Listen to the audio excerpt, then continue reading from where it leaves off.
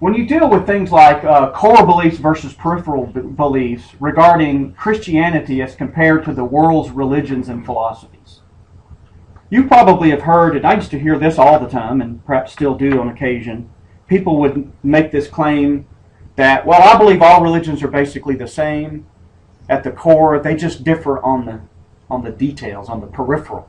I used to hear that all the time. In fact, I got into a conversation with a person at this gathering, and you know, when you're a seminary professor, there's nothing like a real conversation stimulator than telling people that you teach at a seminary. You know, when you're gathered with a bunch of new friends, what do? I teach at a seminary. No, but it sometimes will evince a certain type of response. So she said, well, you know, I just think all religions are basically the same at the core. She said something to that effect. And I said, oh, really? Well, what is that core?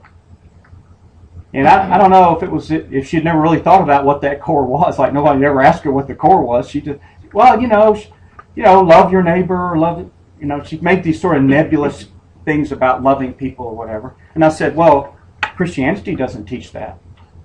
Now, I was deliberately trying to be provocative, if you can imagine me trying to be provocative. Some of you may have a hard time imagining that, but I was deliberately trying to be provocative. I didn't mean that Christianity didn't teach that you should love your neighbor.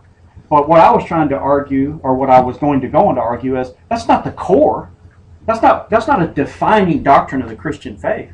That's an implication of the core. That's not the core. In fact, I would submit to you that the old adage, well, all religions are basically the same at the core, they just differ in the periphery, is exactly the opposite of what you actually find. That almost all religions are the same at the periphery. And almost no two religions are the same at the core, oddly. In fact, if you look at characteristics of some of the peripheral beliefs, you find this in the world religion. I teach world religions at the seminary. I also teach philosophy at the seminary. So we're talking, whether you're talking Lao Tzu or Confucius or Aristotle, you're going to find a fairly uniform commitment to broad moral principles all over the world in almost all the religions. Be fair, honor your elders, nurture your children, don't steal, be faithful in your relationships, these kind of things. Now, in fact, what does that look like almost? It looks like the Ten Commandments, doesn't it? I would submit to you, this isn't the core of any religion. In fact, it's the very fact that most human beings share these broad moral commitments that makes it possible for human beings to even peacefully coexist as nations.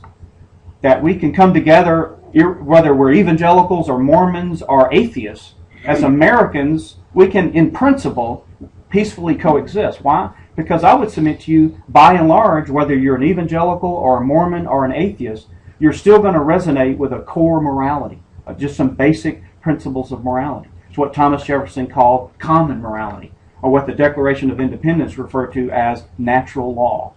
So it's a very rich subject. We talk about it in our philosophy classes. Thankfully for you, we won't talk about it in this class beyond what I'm saying right now, but it is a very interesting subject to study.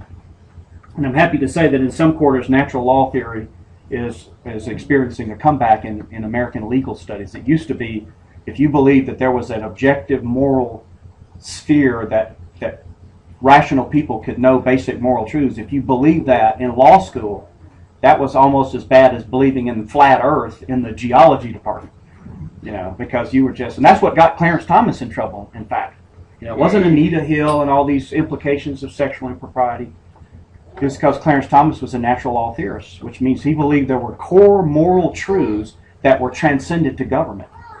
Well, heaven forbid, that sounds like the Declaration of Independence, doesn't it? We hold these truths to be self-evident, that all men are created equal, that they're endowed by their Creator with certain unalienable rights.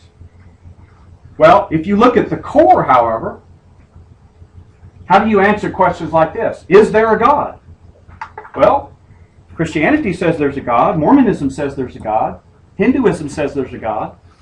Theravada Buddhism says there is no God. There's no God in Confucius.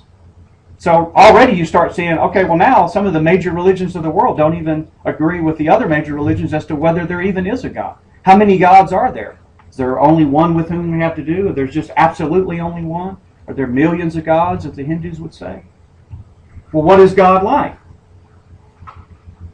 Is an eternal, infinite, transcendent, immaterial, omniscient, omnipresent, omnipotent being?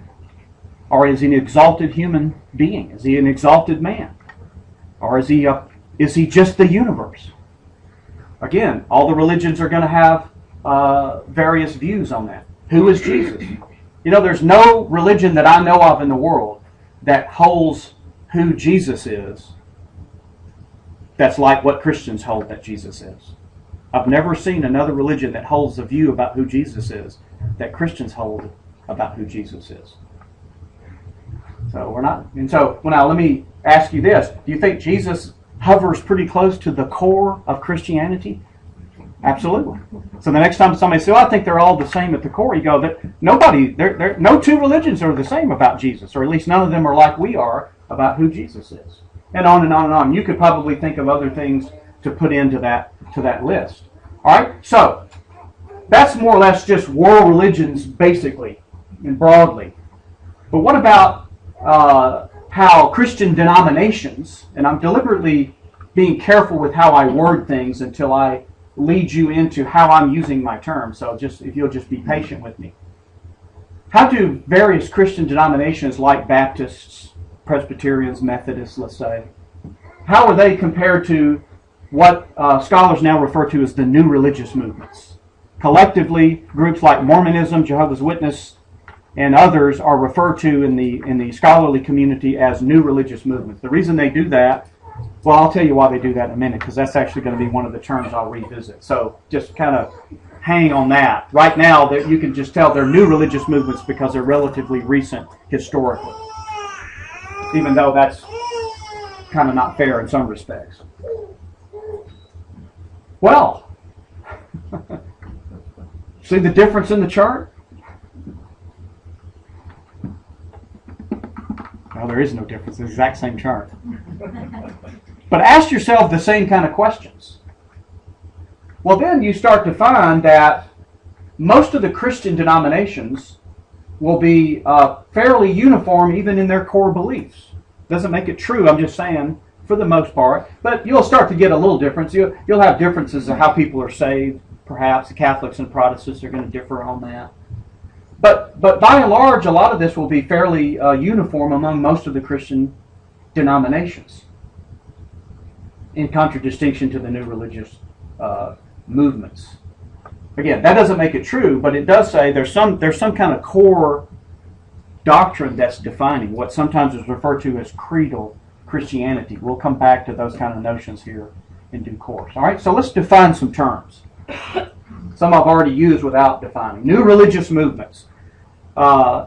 You'll see why in a moment when I deal with a word down a little bit further down in the list, why this phrase is being opted for among evangelical scholars primarily.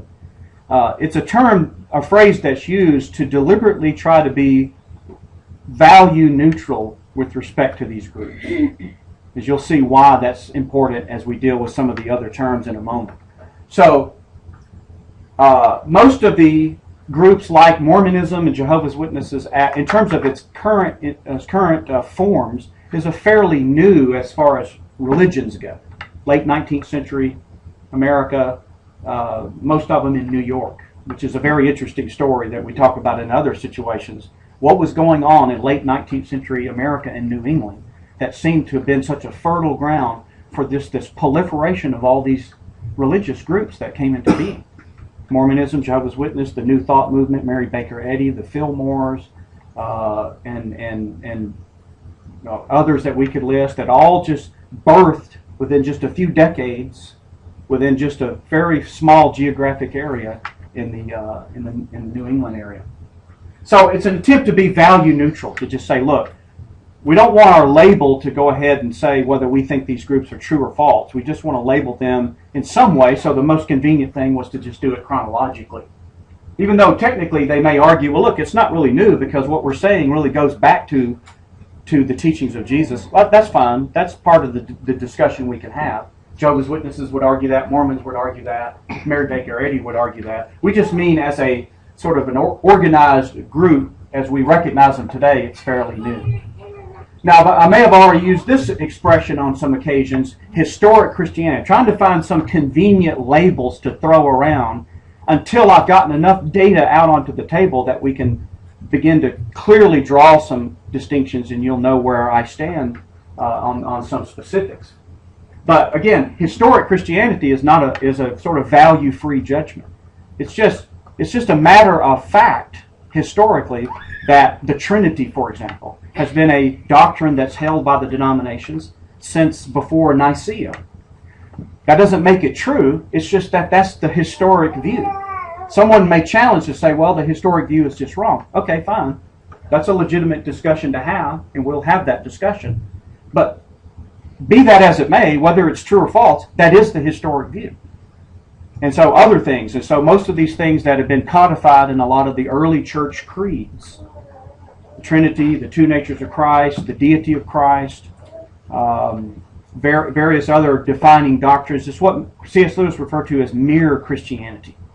And so that, I may use that expression, historic Christianity. I don't yet mean it to be a statement that I think it's true because it's historic, although I think it is true, but I'm waiting to build that argument in due course. But I also have used the word denomination. And again, it's just a fact that the term denomination, by and large, refers to divisions within that historic stream of thought. So I would submit to you that if you looked at Baptists, Presbyterians, Methodists, Church of God, just a myriad of these quote-unquote denominations, or sects, some people may call them, but denominations, you'll find that they are almost entirely identical with respect to these historical doctrines, what has historically defined the Christian faith. Again, that's not saying that it's true. I'm just saying that's just what it was historically. Baptists, Presbyterians, Methodists, Church of Christ, Pentecostal, at least most of the Pentecostal, they're all going to affirm the Trinity, for example. Two natures of Christ, certain collection of attributes of God, and these kind of things. So most of them, and there are historical reasons for it, are more or less just, they've been defined over the centuries by this very early creedal Christianity as it sort of maps out. Are they cheering for me? Yeah, we were teaching in the conference room. I don't know what we were talking about. I made some relatively inane point. And all the kids just screamed. It's like, yeah, well, thank you. Appreciate those accolades. So, in this sort of historical way of looking at this word, Mormonism obviously isn't a denomination. That's just a fact. It doesn't make it false. It just isn't a denomination, because the way people use the word denomination is that it's this group, these various groups that differ on some of their more peripheral issue. Do you baptize by immersion? Do you baptize by sprinkling? Do you baptize by effusion? Do you have elder rule? Do you have congregational rule? Do you have a diocese, a bishopric, a presbytery? What kind of ecclesiology? You have all these sort of peripheral issues, but they would be fairly uniform on this historic core set of beliefs: the Trinity, the two natures of Christ, the deity of Christ, the personality of the Holy Spirit, and certain attributes of God. All right? But here's the word that raises eyebrows, and it's the word cult. For the better part of the 20th century, evangelicals, Christians generally, but evangelicals especially, have referred to groups like Mormonism as a cult. I use that word, but the reason why the evangelical scholars they use the word or the phrase new religious movements specifically to not use the word cult. And I'll show you why that is, and I'm not so sure it was a bad idea. I'm starting to see why, the wisdom of some of their moves, because there are reasons why this word raises, it's a little bit of offensive in some respects, and I'll show you why. The reason is because there are really two different definitions of this word now in the 21st century. There's a sociological use of the term cult, and there's a theological use of the term cult. And if you understand the differences between these two ways of defining this one word, that will go very far as to explaining why some people are understandably offended when one group calls them a cult. You'll know why. Sociologically, a cult is a group that has certain aberrant or destructive psychological and or sociological traits, such as mind control, social alienation, paranoia. People like the Branch Davidians, David Koresh, Jim Jones, whatever. In this respect, Mormonism certainly is not a cult. Absolutely it's not. So when you see groups like Heaven's Gate, you remember Marshall Applewhite and what happened to his disciples with the mass suicide as they drank the poison because they thought their souls were going to go when the Hale-Bopp comet came by. I remember when this, you probably remember when this happened. Or David Koresh. You remember what happened at the end of their tenure in Waco, the awful death of men, women, and children in that inferno. And some of you may remember too Jim Jones and the mass suicide of just under 1,000 people. They drank the poison Kool-Aid and they committed mass suicide. So Mormonism is not like one of these groups. Even though I think Mormonism is false, it's not false because if you're a Mormon, you're going to commit mass suicide or whatever. And the reason why I bring this up, and you might go, how you have an uncanny grasp of the obvious. Because who thought that they were? Well, I don't know people that think that Mormons are socially aberrant. I don't know anybody that thinks that. But apparently, either Mormons think we think that, or people that are trying to defend Mormons who aren't themselves Mormon think somebody thinks that. Because I read over and over again this argument, well, but they're such nice people. You know, I didn't bring it with me, but I have it in my files, a big newspaper article about a father and his son, and the son is ready to go on his mission. And they talk it so much about how great a family they are. And I want to go, well, yes, nobody's disputing that. Absolutely. That has nothing to do, however, with how do we evaluate whether what somebody says is true or false. I know a lot of people I know some atheists that are nicer people than some Christians I know. And you probably. I know some atheists that are nicer people than I've been at times in my life as a Christian. So the point is, when the Bible talks about you shall know them by their fruit, if you read the context of that, fruit is not how nice people are. Well, they got such great fruit. They're just so nice. Well, it must be true. Well, what is he? He's an atheist. Oh, wait a minute. Signed on too much. I didn't want to prove atheism by saying how nice this guy was. No, the context of that, first of all, it's the they that you would know by the fruit are not religious groups and denominations and sects and new religious movements and world religions. That's not who you know by fruit. It's prophets that you know by their fruit. You will know the false prophet by his fruit. And you expand the context, especially through Matthew 12, and Jesus talks about the fruit being out of the heart, the mouth speaks. For by your words you will be justified, and by your words you will be condemned. And so it's what is spoken that reveals what is a good or bad fruit. Or to put it in the modern parlance, it's a theological judgment. It's the doctrine that somebody teaches. That's how you judge whether it's true or false. This is exactly what John was saying in 1 John 4. Brethren, don't believe every spirit, but test the spirits to see whether they be of God. Because there are many spirits. Well, how do you test the spirit? It says right in the context how to test the spirits. If any spirit that says this is not of God, any spirit that says that, that's of God. And it's a theological test. Jumping ahead a little bit, because what I want to do down the road, we won't get to it tonight, but I want to do I have a presentation titled Convince Us of Our Errors, taking a challenge from an early Mormon theologian who said, look, convince us of our errors by sound reasoning and the evidence, and you will have won your fellow human being from spiritual destruction. I said, all right, I'll see if I can convince you of your errors. So I do a presentation, which we'll get to in due course, on Joseph Smith. Is he a prophet of God? How do we know whether somebody is a prophet? How do we make that determination? I want to try to argue that he's not a prophet of God by a long shot and couldn't possibly be a prophet of God once we know what a prophet of God, what kind of criterion he must meet to be a prophet of God. So I'm all telling you that now so you'll go, well, at least got to come back for that one. Because I at least want to hear that. All right, so the sociological definition then is, if I use the term cult, in fact, just to show you, I didn't make up the word, but people like Walter Martin in his book, Kingdom of the Cults, well, there's a chapter in here on Mormonism, Jehovah's Witness, Scientology, Christian Science. You know, you see how thick the book is. All right, well, Martin wasn't trying to argue that if you become a Mormon, you're going to commit mass suicide. Absolutely, that's not what he was arguing.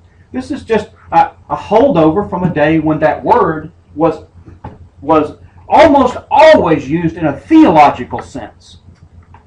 Theologically, you can now subdivide that between a broad and then a narrow. Broadly speaking, a theologically defined cult is any group with false religious teachings that's other than a world religion, which I'll say something else about here in a moment, that stands in opposition to the historic orthodox Christian faith. So, for example, and you'll see why I had this category, because groups like Satanism or Hare Krishnas are oftentimes hard to catalog, especially in the classroom. And you do a class, okay, we're going to do a class on world religions. Well, you're going to do Satanism? No, it's not a world religion. Well, why not? Well, I want to say why I think it doesn't constitute a world religion. But it's not the Christian religion. But there's still something else that doesn't fit right. So here's why I do it. I give this broad definition. Any group that stands outside of historic Christian truth that's not a world religion is a theological cult, if you want to hang on to the use of that word. Narrowly, though, a cult is usually an offshoot of the Christian faith. Well, right there, Satanism is not an offshoot. It's not like Anton LaVey got upset with some Baptist pastor and started his own Baptist satanic church. I mean, no, yes, he wasn't an offshoot of anything, historically or otherwise. It denies one or more of the cardinal doctrines of historic Orthodox Christianity. Now, this is all going to need to be defended, I realize, but I at least got to get it out on the table so I can turn around and try to build my argument. So we'll get to that as we go along as to why I think we can know what these cardinal doctrines are and why they're true. And more often than not, these groups usually consider itself the only true Christian group. That seems to be almost uniform among these groups. If you talk to a Mormon, they will tell you that it is the restored truth. It isn't just another denomination where they would tell you, well, if you're Baptist, that's fine. No, if you're Baptist, you're missing something critically important in their view about the truths of God and how to be right with God and how to live forever with your Heavenly Father. So they're going to say, well, so they, as Jehovah's Witnesses, will do the same thing and say, look, there's been some truths that have been lost, and we are the restoration of that truth. This is exactly what the Jehovah's Witnesses argue as well.